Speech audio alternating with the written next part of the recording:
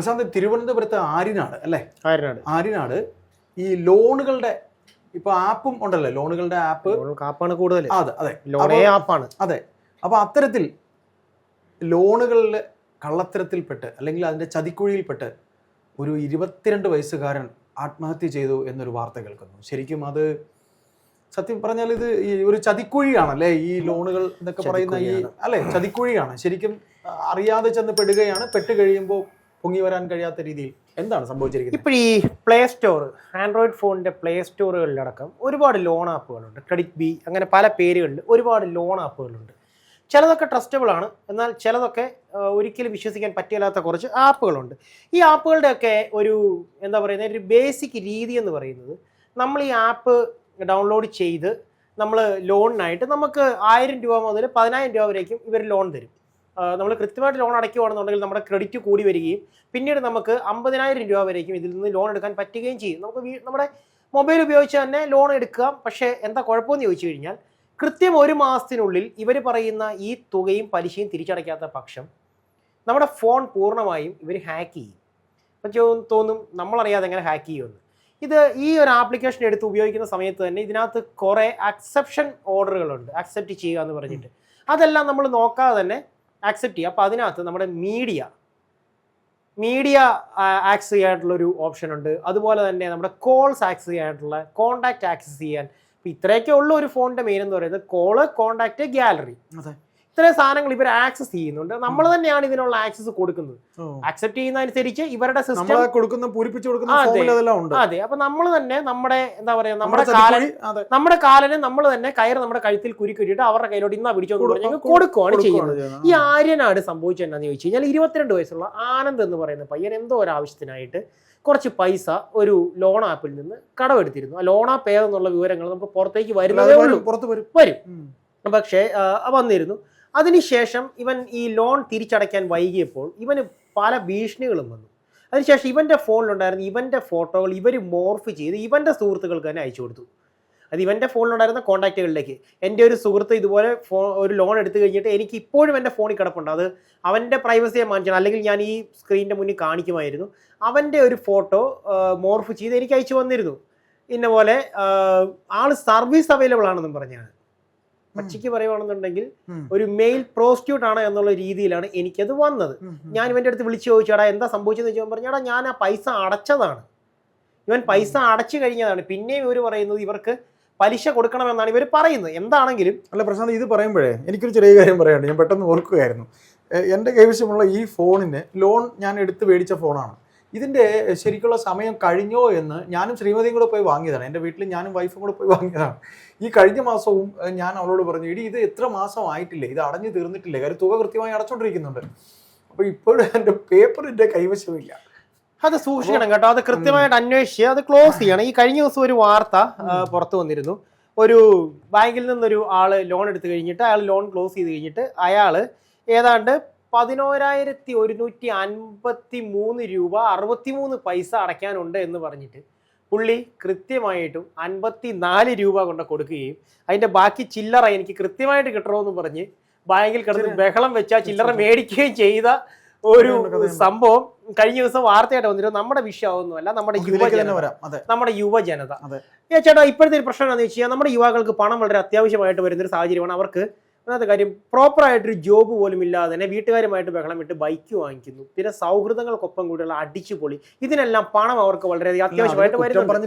കുറ്റം പറയുന്നല്ല ചേട്ടാ, ഈ ഒരു ട്രെൻഡ് ലൈഫ് സ്റ്റൈൽ മാറിയതാണ് ചേട്ടാ. ഞാൻ അവരെ കുറ്റം പറഞ്ഞില്ല ചേട്ടാ, ഞാൻ അവരെ ഒരിക്കലും കുറ്റം പറയില്ല. കാരണം ഞാൻ ഈ പ്രായമൊക്കെ കഴിഞ്ഞിട്ട് തന്നെയാണ് വന്നിട്ടുള്ളത്. അപ്പം ഇതെന്താന്ന് ചോദിച്ചു കഴിഞ്ഞാൽ, ഇപ്പം വീട്ടുകാർ പഴയതുപോലെ പണമൊന്നും കൊടുത്തില്ലെങ്കിൽ പോലും ഇവർക്ക് പണം കിട്ടാനുള്ളൊരു ഓപ്ഷനാണ് ഇവരുടെ മൊബൈലിലുള്ള പ്ലേ സ്റ്റോർ ആപ്ലിക്കേഷൻ ആയിട്ടുള്ള ഈ ലോൺ ആപ്പുകൾ. ഈ ലോൺ ആപ്പുകൾക്കുള്ളിൽ വളരെ കുറഞ്ഞ പ്രോസസ്സിങ്ങിലൂടെ വിത്തിൻ എ മിനിറ്റ് നമ്മുടെ അക്കൗണ്ടിലേക്ക്, നമ്മുടെ ബാങ്ക് അക്കൗണ്ടിലേക്ക് പണം ക്രെഡിറ്റ് ആവുകയാണ്. 2000-3000 ഒക്കെ വെച്ച് ക്രെഡിറ്റ് ആവുകയാണ്. പക്ഷെ ഇതിൻ്റെ പിന്നിലെ ചതിക്കുഴികളെക്കുറിച്ച് ഇവർക്ക് അറിയില്ല. ഈ ആനന്ദിൻ്റെ വിഷയത്തിൽ വരികയാണെന്നുണ്ടെങ്കിൽ അതാണ് നമ്മളെ ഏറ്റവും കൂടുതൽ പേടിപ്പിക്കുന്നത്. ഈ ആനന്ദിനെ വിളിച്ചിരിക്കുന്നത് ഒരു മലയാളികളല്ല. ഈ ആനന്ദിന് വന്നിരിക്കുന്ന കോള് വിയറ്റ്നാമിൽ നിന്നടക്കം കോളുകൾ വരുന്നുണ്ടായിരുന്നു ഈ പണം തിരിച്ചടയ്ക്കണമെന്ന് പറഞ്ഞു. അപ്പം ഈ ഒരു നെറ്റ്വർക്ക് എവിടം വരേക്ക് വ്യാപിച്ച് കിടക്കുകയാണെന്ന് ഓർക്കണം. ഇതിപ്പോൾ ഞാൻ ചേട്ടൻ പറഞ്ഞില്ലേ, പുറത്ത് വരും, പിടിക്കും, ആരെന്ന് കരുതി പിടിക്കും. അല്ല ഇത് ആദ്യത്തെ ആത്മഹത്യയല്ല. ഇതിന് മുൻപും ലോൺ ആപ്പിന്റെ പേരിൽ ആത്മഹത്യകൾ നടന്നിട്ടുണ്ട്. ഒരു ടീച്ചർ ആത്മഹത്യ ചെയ്തിരുന്നു ലോൺ ആപ്പിന്റെ പേരിൽ ഏതാനും മാസങ്ങൾക്ക് മുൻപ്. അപ്പൊ അതൊന്നും ഇതുവരേക്കും വെളിയിൽ വന്നിട്ടില്ല ചേട്ടാ. കാരണം എന്ന് ചോദിച്ചു കഴിഞ്ഞാൽ ചില കാര്യങ്ങൾക്ക് നമുക്ക് കണ്ടെത്തുക എന്നുള്ള ഒരു കാര്യം ഭയങ്കര ബുദ്ധിമുട്ടുള്ള ഒരു കാര്യമാണ്. ചില കാര്യങ്ങൾ വളരെ എളുപ്പം കണ്ടെത്താൻ സാധിക്കും. എത്ര കണ്ടാലും കൊണ്ടാലും പഠിക്കാത്ത ഇന്നത്തെ ഒരു തലമുറയ്ക്ക് മുന്നിലേക്ക് ഇത് എത്ര പറഞ്ഞിട്ട് നമുക്ക് കാര്യമൊന്നുമില്ല. പക്ഷെ എനിക്ക് എൻ്റെ അനിയന്മാരോട് എൻ്റെ അനിയത്തിമാരോട് എനിക്ക് പറയാനുള്ളൊരു കാര്യം എന്തെന്ന് ചോദിച്ചു കഴിഞ്ഞാൽ, പണം എന്ന് പറയുന്നത് നമ്മുടെ കേവല സന്തോഷത്തിനായിട്ടുള്ള ഒരു വസ്തു മാത്രമാണ്. പണം നമുക്ക് ജീവിക്കാൻ ആവശ്യത്തിനുള്ള പണവും ബാക്കിയുള്ള പണങ്ങളും എല്ലാം തന്നെ നമ്മുടെ മാതാപിതാക്കൾ നമുക്ക് വേണ്ടി സംഭരിച്ച് വെച്ചിട്ടുണ്ട്.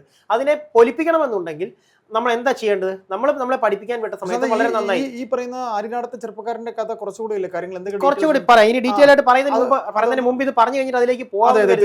അപ്പോൾ ഞാൻ പറഞ്ഞത്, നമ്മുടെ അച്ഛനമ്മമാർ നമുക്ക് വേണ്ടി സമ്പാദിച്ചിട്ടുള്ള പണത്തെ വിപുലീകരിക്കുവാനായിട്ട് നമുക്കുള്ള മാർഗ്ഗം എന്ന് പറയുന്നത് നമ്മളെ പഠിക്കാൻ വിടുന്ന സമയത്ത് നന്നായി പഠിക്കുക. ആ ഒരു സമയത്ത് മാറ്റി വയ്ക്കുന്ന കുറച്ചധികം സന്തോഷങ്ങൾ നമുക്കൊരു നല്ല ജോബ് കിട്ടി കഴിയുമ്പോഴേക്കും ആ മാറ്റി വെച്ചതിന്റെ 10 ഇരട്ടിയായിട്ട് നമ്മുടെ ജീവിതത്തിലേക്ക് തിരിച്ചു വരുന്ന സന്തോഷങ്ങളാണ് അതെല്ലാം ആ ഒരു പ്രായത്തില്. പക്ഷെ ഇപ്പോഴത്തെ കുട്ടികളുടെ നിലപാട് എന്താണ്? ഈ പ്രായത്തിൽ അടിച്ചു പൊളിച്ചില്ലെന്നുണ്ടെങ്കിൽ എനിക്ക് ഇനി എന്നാണ് അടിച്ചു പൊളിക്കുന്നത്? ഞാൻ ഈ പ്രായത്തിലും അടിച്ചു പൊളിച്ചുകൊണ്ടിരിക്കുന്നവനാണ്. കാരണം ഞാൻ എൻ്റെ നാട്ടിൽ ചെന്ന് കഴിഞ്ഞാൽ, എൻ്റെ വീട്ടിൽ ചെന്ന് കഴിഞ്ഞാൽ ഞാൻ എൻ്റെ വീട് കൊണ്ട് മാത്രം ഒതുങ്ങി കൊടുത്ത ഒരാളാണ്. പക്ഷെ ഞാൻ ഇവിടെ അടിച്ചു പൊളിക്കുന്നുണ്ട്. എങ്ങനെയാണ്? ഞാൻ എന്നെ പഠിപ്പിക്കാൻ പറ്റുന്ന സമയത്ത് അത്യാവശ്യം എന്ന് വെച്ചാൽ ഞാൻ ഒരു ബുദ്ധിജീവിയാണെന്നല്ല പറയുന്നത്. എന്നെ പഠിപ്പിക്കാൻ പറ്റുന്ന സമയത്ത് ഞാൻ ഒരു കംപ്ലൈൻറ്റുകളും വരുത്താതെ പഠിക്കുകയും അതിനുശേഷം ഞാൻ ജോബ് കിട്ടിയതിന് ശേഷമാണ് ഞാൻ ലൈഫിലേക്ക് എന്താ പറയുന്നത് എൻ്റെതായ രീതിയിലേക്ക് പോകുന്നത്. ഞാൻ ഒരു കാര്യത്തിൽ എൻ്റെ വീട്ടുകാരെ ബുദ്ധിമുട്ടിക്കേണ്ട ഒരു ആവശ്യം എനിക്ക് വന്നിട്ടില്ല ഇന്നുവരേക്കും. അപ്പം അങ്ങനെ പോകണമെന്ന് എല്ലാ കുട്ടികളോടൊന്നും ഞാൻ പറയുന്നൊന്നുമില്ല. ഈ പയ്യൻ്റെ കാര്യത്തിൽ പറയുകയാണെന്നുണ്ടെങ്കിൽ, ഇവൻ കഴിഞ്ഞ മാസം 6-ാം തീയതി ആസിഡ് കുടിച്ചതാണ്. മരണത്തിന് മുമ്പ് അവൻ അനുഭവിച്ച വേദനയുടെ ആഴം എന്തോരം ഉണ്ടെന്ന് ഇന്നത്തെ തലമുറ മനസ്സിലാക്കണം. ഒരു പയ്യൻ ഒരു ആസിഡ് കുടിച്ച് ഇത്രയും ദിവസം അനുഭവിക്കണമെന്നുണ്ടെങ്കിൽ അവൻ ആ മാനസികമായിട്ട് അനുഭവിച്ച വിഷമങ്ങൾ, ബുദ്ധിമുട്ടുകൾ എത്രമാത്രം ഉണ്ടായിരിക്കുമെന്ന് മനസ്സിലാക്കേണ്ടത് ഇന്നത്തെ തലമുറയാണ്. കാരണം എന്ന് ചോദിച്ചാൽ അവൻ ജീവിക്കേണ്ട പ്രായമാണ്. 22 വയസ്സാണ്. 22 വയസ്സുകാരൻ ആത്മഹത്യ ചെയ്യാനുള്ള ധൈര്യമൊന്നുമില്ല. പക്ഷേ ജീവിച്ചിരുന്നാൽ അവൻ അനുഭവിക്കുന്ന വേദനയെക്കുറിച്ച് ഓർത്തപ്പോൾ അവന് മരണമാണ് നല്ലതെന്ന് തോന്നി. ആസിഡ് കുടിച്ച് ഓർക്കുക, 6-ാം തീയതി ആത്മഹത്യ ചെയ്ത അവൻ ഇന്നിപ്പോൾ മരിക്കുന്നത് 10-ാം തീയതിയാണ്. 4 ദിവസം. എത്ര മണിക്കൂറുകളാണ്? നമുക്ക് എന്തെങ്കിലും ഒരു ബുദ്ധിമുട്ടുണ്ടെന്നുണ്ടെങ്കിൽ മണിക്കൂറുകൾ പോകുന്നതെന്ന് പറഞ്ഞു കഴിഞ്ഞാൽ ഒച്ച ചെയ്യുന്ന വേഗത്തിലായിരിക്കും. അല്ലെന്നുണ്ടെങ്കിൽ ഇതിൽ നമുക്കൊരു ചെറിയ കാര്യം പറയേണ്ടി വരും. അതായത് ഇപ്പൊ നമ്മൾ ചാനലുകളിലൊക്കെ കാണുന്ന ഈ പിന്നെ UPI തട്ടിപ്പിന്റെ പരസ്യങ്ങൾ കാണാറുണ്ടോ? അതെ. അപ്പൊ ഞാൻ ചോദിക്കുന്ന ഒറ്റ സംശയം മാത്രമേ ഉള്ളൂ. ഈ UPI തട്ടിപ്പിന്റെ പരസ്യങ്ങൾ ഇപ്പോഴാണോ സർക്കാർ കൊടുക്കേണ്ടത്? എനിക്കൊരു ചെറിയ കാര്യം പറയാം ചേട്ടാ. ടെക്നോളജി വളർന്നു കഴിഞ്ഞപ്പോഴാണ് ഈ തട്ടിപ്പ് കൂടുതലായിട്ട്. ഞാനൊന്ന് പറഞ്ഞോട്ടെ. അതായത് ഈ UPI അവരുടെ പരസ്യം വരുന്നതിൽ ഇപ്പോൾ വരുന്ന ഒരു 1-2 പരസ്യങ്ങൾ ശരിയാണ്. നമുക്ക് ഈ തട്ടിപ്പിൻ്റെതായ രീതിയിൽ വിളികൾ എനിക്കും വന്നിട്ടുണ്ടാവും, താങ്കൾക്കും വന്നിട്ടുണ്ടാവും. അതായത് മെസ്സഞ്ചർ വഴി എനിക്ക് കോൾ വരുന്നു. ഞാൻ ഉദാഹരണം പറയാം. ഞാൻ കോഴിക്കോട് വർക്ക് ചെയ്യുന്ന സമയത്താണ്. കോഴിക്കോട് വർക്ക് ചെയ്യുന്ന സമയത്ത് എൻ്റെ ഏറ്റവും അടുത്ത സുഹൃത്ത്, എന്നോട് സ്കൂളിൽ പഠിച്ച, അയാൾ എഞ്ചിനീയറാണ്. ഇവിടെ KSEBിലെ എഞ്ചിനീയറാണ്. വളരെ മിടുക്കനായിരുന്നു പഠിക്കാനൊക്കെ. അയാൾ ഒരിക്കലും എന്നോട് ഇങ്ങനെ കാശ് കടം ചോദിച്ച് മെസ്സേജ് അയക്കേണ്ട കാര്യമേ ഇല്ല. എൻ്റെ സുഹൃത്താണ്, കൂടെ പഠിച്ച ഏറ്റവും മിടുക്കനാണ്. അയാൾ KSEBിലെ എഞ്ചിനീയറാണ്, AXE ആണ്, അസിസ്റ്റന്റ് എക്സിക്യൂട്ടീവ് എഞ്ചിനീയറാണ്. ഈ സുഹൃത്ത് എന്നോട് കാശ് ചോദിക്കുന്നില്ല. അയ്യപ്പ നീ എവിടെയാണ്? എനിക്കൊരു 1000 രൂപ കടം വേണം. എൻ്റെ മെസ്സഞ്ചറിൽ കടം വരും. 1000 രൂപ. 1000 രൂപ വേണം. ഞാനന്ന് കോഴിക്കോട് പണിയെടുക്കുന്ന സമയം, ഞാൻ എൻ്റെ ജോലിയുമായിട്ട് പ്രാന്തരത്ത് ഞാൻ നടക്കുന്ന സമയമാണ്. ഞാൻ ആലോചിച്ചു, എനിക്ക് അപ്പോൾ തോന്നിയൊരു ബുദ്ധി, സത്യത്തിൽ അന്ന് ഇത്രയും തട്ടിപ്പ് തുടങ്ങുന്ന സമയമാണ്. ഇപ്പോഴാണ് ആ പരസ്യം വരുന്നതെന്നാണ് ഞാൻ ഈ പറയുന്നതിന്റെ അർത്ഥം. ഇപ്പോഴാണ് ആ പരസ്യം വരുന്ന UPIയുടെ. വർഷം 1-2 കഴിയുന്നു. എങ്ങനെ? ഞാൻ ഉടനെ ഈ സുഹൃത്തിനെ വിളിക്കുന്നു. പേര് ജ്യോതീന്ദ്ര എന്നാണ്. ജ്യോതിക്ക് കാശ് വല്ല ആവശ്യമുണ്ടോ? അപ്പൊ അവൻ ചിരിച്ചു. അവർ പറഞ്ഞു, അയ്യപ്പ എൻ്റെ പേരിൽ ഇതേപോലെയുള്ള വിഷയങ്ങൾ നടക്കുന്നുണ്ട് എന്ന് എന്നോട് അപ്പൊ തന്നെ ജ്യോതി പറഞ്ഞു. ഇത് എന്റെ ഒരു സംശയം ഞാൻ അല്ല, ഈ അലർട്ട് എന്ന് പറയുന്ന സംഗതി പരാജയമാകുന്നത് കൊണ്ടാണോ ഇത്തരത്തിൽ ചെറുപ്പക്കാര് ഈ ചതിക്കുഴിയിൽ വീഴുന്നത്? അല്ല ചേട്ടാ, ഇതിനകത്ത് ഇവർ ഈ തട്ടിപ്പിന്റെ രീതി എന്ന് പറയുന്നത് വെൽ മെയിൻറ്റൈൻഡ് ആയിട്ടുള്ള ഒരു ചില അക്കൗണ്ടുകളെയാണ് ഇവർ യൂസ് ചെയ്യുന്നത്, ഹാക്ക് ചെയ്ത് യൂസ് ചെയ്യുന്നത്.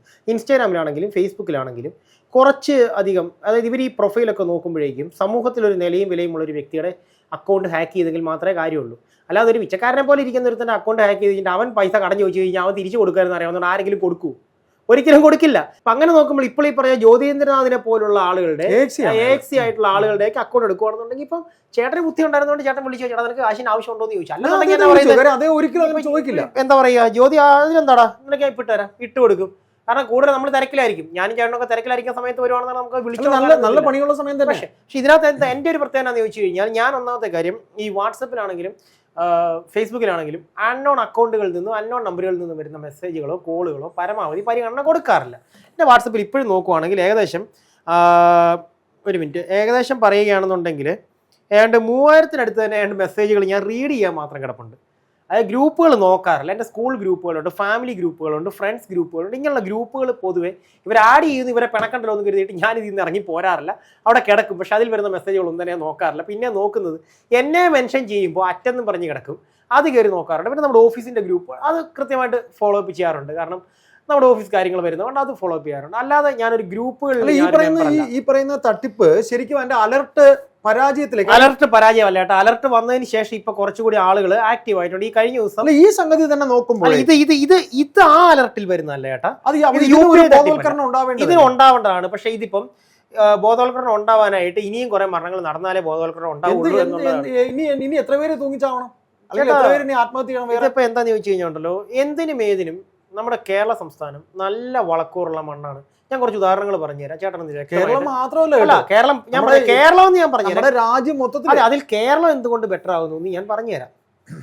അന്യഭാഷ തൊഴിലാളികൾ ആദ്യമായിട്ട് ഇടിച്ചു കയറി വരാനായിട്ട് ബെറ്റർ ആയിട്ട് തിരഞ്ഞെടുത്തിരിക്കുന്നത് തമിഴ്നാടോ കർണാടകയോ ഹൈദരാബാദോ തെലുങ്കാനയോ അങ്ങനെയുള്ള ആന്ധ്രയോ അങ്ങനെയുള്ള സ്ഥലങ്ങളൊന്നും അല്ല. അവരാദ്യം തിരഞ്ഞെടുത്ത കേരളമാണ്. കാരണം കേരളീയർ ഏറ്റവും കുറഞ്ഞ ചെലവിൽ ഏറ്റവും കൂടുതൽ എന്ത് കാണാൻ പറ്റുമോ അത് നോക്കും. കുറഞ്ഞ ചെലവിൽ കൂടുതൽ പണിയെടുക്കുന്ന ബംഗാളികൾ വന്നപ്പോഴേക്കും ഇവിടെ പുഷ്ടി പിടിച്ചു വളർന്നു. ഇപ്പം പെരുമ്പാവൂര് അവരുടെ ഒരു ജില്ലയായിട്ട് മാറി. തീർച്ചയായിട്ടും അവരുടെ ജില്ല, പെരുമ്പാവൂർ എന്ന് പറഞ്ഞ ടൗൺ അവരുടെ ഒരു ജില്ലയായി, ബംഗാളി ജില്ല. ബസ്സിൽ പോലും പെരുമ്പാവൂരിലെ ബസ്സിൽ പോലും ബംഗാൾ ഭാഷയിലാണ് എഴുതിയിരിക്കുന്നത്. തീർച്ചയായിട്ടും അവരുടെ ഫുഡാണ്, കടുകണ്ണയുടെ മണമാണ് ബംഗാൾ. തീർച്ചയായും ഈ പറയുന്ന പെരുമ്പാവൂര്.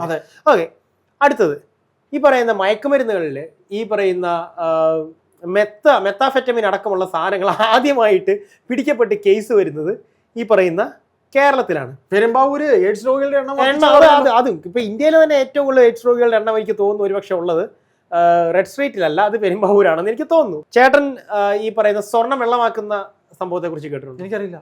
സ്വർണം വെള്ളമാക്കി കടത്തി പിടിക്കപ്പെട്ടതും കേരളത്തിലാണ്. അക്വാറീജിയ എന്ന് പറയും. അക്വാറീജിയ എന്ന് പറഞ്ഞു കഴിഞ്ഞാൽ സ്വർണം ലയിപ്പിക്കാൻ ഉപയോഗിക്കുന്ന ഒരു വെള്ളമാണ്. ആ സാധനത്തിന് തട്ടിപ്പ് പിടിച്ചത് മലപ്പുറത്ത് നിന്നാണ്. സ്വർണം എന്താ പറയുന്നത്, സ്വർണത്തിലെ ചെളി നീക്കി കൊടുക്കാന്ന് പറഞ്ഞ് അക്വാറിജിയക്കുള്ളിൽ സ്വർണ്ണമാല ഇട്ട് സ്വർണ്ണം ഉരുക്കി തിരിച്ചു കൊടുത്തപ്പോഴേക്കും സ്വർണത്തിന്റെ തൂക്കം കുറഞ്ഞ് സംശയം തോന്നി പുറകെ പോയി പിടിച്ചതും കേരളത്തിലാണ്. ഇപ്പോൾ ഈ പറയുന്ന ലോൺ ആപ്പിന്റെ പേരിൽ ഏറ്റവും കൂടുതൽ ആത്മഹത്യ നടന്നിട്ടുള്ളതും കേരളത്തിലാണ്. ഏകദേശം 6-7 ആത്മഹത്യ നടന്നിട്ടുണ്ട്. ഞാൻ പറഞ്ഞത് തട്ടിപ്പുകാർക്കും വെട്ടിപ്പുകാർക്കും കൊള്ളക്കാർക്കും കള്ളന്മാർക്കും എല്ലാവർക്കും പറ്റിയ ഒരു വളക്കൂറുള്ള മണ്ണായിട്ട് നമ്മുടെ കേരള സംസ്ഥാനം മാറിക്കഴിഞ്ഞു. കാരണം ഇവിടെ എന്ന് പറഞ്ഞു കഴിഞ്ഞാൽ കൂടുതൽ ചെക്കിംഗ് ഒന്നുമില്ല. ഇവിടെ ഈ വന്നിട്ടുള്ള ബംഗാളികൾ എന്ന് പറയുന്നത് മുഴുവൻ യഥാർത്ഥ ബംഗാൾ സ്വദേശികളൊന്നും അല്ല. നമ്മുടെ ബംഗ്ലാദേശിൽ നിന്ന്, അതായത് നമ്മുടെ ശത്രുരാജ്യമായ ബംഗ്ലാദേശിൽ നിന്ന് പോലും മതിയായ രേഖകളില്ലാതെ ഇങ്ങോട്ടേക്ക് വരുന്നവരുടെ ബംഗ്ലാദേശ് അല്ല, ബംഗ്ലാദേശ് നമ്മുടെ എന്ന് പറഞ്ഞല്ല, മനസ്സിലായി? നമ്മുടെ ശത്രുരാജ്യം, തീർച്ചയായിട്ടും നമ്മുടെ ശത്രുരാജ്യമായ ബംഗ്ലാദേശിൽ കടന്നു വന്നിട്ടുണ്ട്. പിന്നെ ഈ അസാമിന്റെ ബോർഡറിൽ നിന്ന്, ആസാം ബോർഡറിൽ നിന്ന് കടന്നു വന്നിട്ടുള്ള അങ്ങനെയുള്ള കുറെ കാര്യങ്ങളുണ്ട്. അതുപോലെ തന്നെയാണ് ഈ ലോൺ ആപ്പ്. എന്താണെങ്കിലും 22 വയസ്സ് ജീവിക്കേണ്ട ഒരു പ്രായമാണ്. 22 വയസ്സിൽ കൊഴിഞ്ഞു പോയ ഈ പറയുന്ന ആനന്ദിന്റെ ആത്മാവിന് നിത്യശാന്തി നേരുന്നു. ആനന്ദ് ഒരു പ്രതീകമാണ്, ഈ നാട്ടിലെ ഒരുപാട് യുവത്വങ്ങളുടെ ഒരു പ്രതീകമാണ്. കാരണം ചെറിയ സന്തോഷങ്ങൾക്ക് വേണ്ടി എന്തിനോ വേണ്ടി അവനെടുത്ത ഒരു ചെറിയ തുകയാണ് ഇനിയും എത്രയോ കാലങ്ങൾ ജീവിച്ച് എത്രയോ കാലങ്ങൾ സന്തോഷങ്ങളും നിറങ്ങളും മാത്രം കണ്ട് ജീവിക്കേണ്ടിയിരുന്ന അവൻ്റെ ജീവിതത്തെ കുറച്ച് ആസിഡിന്റെ രൂപത്തിൽ മരണമാക്കി തട്ടിയെടുത്ത് കളഞ്ഞത്. ആ വീട്ടുകാരുടെ വേദന മറച്ചു വെക്കാൻ പറ്റുന്നതല്ല, കണ്ടില്ല നടിക്കാൻ പറ്റുന്നതല്ല. നടപടികൾ ശക്തമാക്കണം. ഇതിന്റെ പിന്നിൽ ആരൊക്കെ ഉണ്ടെങ്കിലും അവരെ നിയമത്തിന്റെ വെളിച്ചത്തിലേക്ക് കൊണ്ടുവരണം. പിന്നെ ഇങ്ങനെയുള്ള ആപ്പുകളുടെ സുരക്ഷിതത്വം എത്രമാത്രം ഉണ്ടെന്ന് നമ്മുടെ സർക്കാർ, നമ്മുടെ സർക്കാരല്ല ഇതിനകത്ത് ശരിക്കും ഭാരത സർക്കാർ മാത്രമല്ല, ട്രായ് ആണ്, telecom regulatory authority of India, TRAI ആണ് ഇതിനകത്ത് ഇങ്ങനെയുള്ള ആപ്പുകളുടെയൊക്കെ നിയന്ത്രണം ഏർപ്പെടുത്തുന്നത്. ട്രായ് ആണ്. അപ്പോൾ ട്രായ് ഇതിനകത്ത് ഉടനടി ഇടപെടണം. അത് നമ്മളിവിടെ ഇരുന്ന് പറഞ്ഞിരുന്ന ട്രായ് ഇടപെടുകയാണെന്ന് അറിയാം. പക്ഷെ ഇതൊരു ഇതാക്കി ഒരു പരമ്പരയായി കഴിയുമ്പോൾ പരസ്യം പോലെ യുപിയുടെ പരസ്യം വരുന്ന പോലെ വലിയ മേനിയിൽ കാണിക്കുന്ന കണ്ട ഇതെല്ലാം ഇപ്പൊ കാണിച്ചെല്ലാം ശരിയാക്കിയ രീതിയിലാണ്. ഇനിയും മരണങ്ങൾ ഉണ്ടാവാതിരിക്കട്ടെ, ഇനിയും ആരും മരണപ്പെട്ട് പോകാതിരിക്കട്ടെ. കഴിയില്ല, അത് വളരെ വേദന ഉണ്ടാകുന്ന ഒരു വാർത്തയാണ്. വേദന എന്താന്ന് ചോദിച്ചു കഴിഞ്ഞാൽ 21 വയസ്സായ ഒരു ചെറുപ്പക്കാരനെ. അതെ, ഇതിനകത്ത് ചേട്ടാ എന്താന്ന് കുഴപ്പം എന്ന് ചോദിച്ചാൽ നമ്മൾ മാധ്യമപ്രവർത്തകരുടെ വേദന എന്ന് പറയുന്നത് അതൊരു മാമപ്പണി അല്ലെങ്കിൽ മാപ്ര പണിയാണെന്ന് പുച്ഛിക്കുന്ന ഒരു പറ്റം ജനങ്ങളുടെ മുന്നിൽ നമ്മുടെ വേദനയ്ക്ക് പ്രത്യേകിച്ച് അർത്ഥമൊന്നും വളരെ മനസ്സിൽ തട്ടി തന്നെ ആ വേദന ഉണ്ടെന്ന് നാം ഇവിടെ പറയുന്നു. അത് അർത്ഥമൊന്നും ഇല്ലാത്തതുകൊണ്ട് തന്നെ മനസ്സുകൊണ്ട് ആ പയ്യന്റെ മരണത്തിൽ അനുശോചിക്കാനും അവന്റെ കുടുംബത്തിന്റെ വേദനയിൽ പങ്കുചേരാനും മാത്രമേ സാധിക്കുള്ളൂ. ഇനി ഇങ്ങനെ ഒരെണ്ണം ഉണ്ടാവാതിരിക്കട്ടെ. പിന്നെ ഇതിനകത്ത് കേരള പോലീസിന്റെ അന്വേഷണ സംഘത്തിന് ഇപ്പൊ തന്നെ ബോധ്യമായിട്ടുള്ളത് ഇതിന്റെ പിന്നിൽ കേരള സംഘമല്ല എന്നവർ പറയുന്നുണ്ട്. കാരണം ഈ കാര്യത്തിലെങ്കിലും ഒരു മലയാളി എന്താ പറയുക കുറ്റവാളിയുടെ സ്ഥാനത്ത് ഇല്ലാതിരിക്കുന്നു. സാധാരണ ഇവിടെ എന്താ പറയുന്നത് ചന്ദ്രനിൽ ചെന്ന് ചായക്കട തപ്പിയാലും മലയാളി ചായക്കട നടത്തുമെന്ന് പറഞ്ഞ പോലെ ഏത് ക്രൈമിന്റെ പിന്നിലും ഒരു മലയാളി ഉണ്ടെന്നിരിക്കെ ഇവിടെ ഈ പയ്യൻ പോയി പെട്ടിരിക്കുന്നത് കറക്റ്റ് വിയറ്റ്നാമിൽ നിന്നുള്ള, ഇവിടെയൊന്നുമല്ല, വിയറ്റ്നാമിൽ നിന്നുള്ള ഒരു ലോൺ ആപ്പിലാണ്. ആ ലോൺ ആപ്പ് ഇപ്പോഴും നമ്മുടെ പ്ലേ സ്റ്റോറിൽ അവൈലബിൾ ആണ്. അപ്പം പ്ലേ സ്റ്റോറിൽ കാണുന്ന ലോൺ ആപ്പുകളൊക്കെ വലിച്ചു വാരിയെടുത്ത് അതിൽ നിന്ന് കിട്ടുന്ന പൈസ ചതിക്കുഴിയാണ്. അതായത് തിരിച്ചു കയറാൻ പറ്റാത്ത പോകാതിരിക്കട്ടെ. അതെ, അത്രേ പറയാനുള്ളൂ.